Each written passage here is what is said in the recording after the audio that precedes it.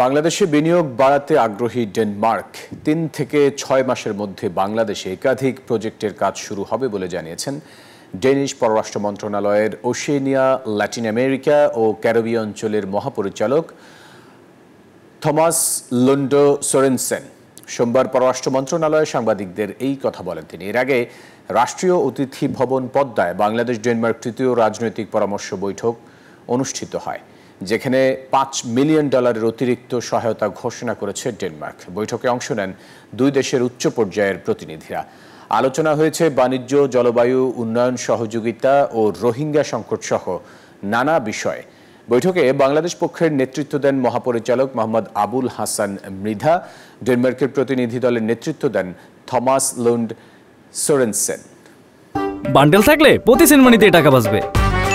বিকাশ send money bundle কিনে জিতুন প্রতি লেনদেনে। Denmark and Bangladesh have relations that goes many years back, that we are investing more in this country and we are trading more with this country. And just to give you an example, Bangladesh has a very large trade surplus with Denmark due to the fact that many Danish companies are active in the RMG sector as well as in other sectors.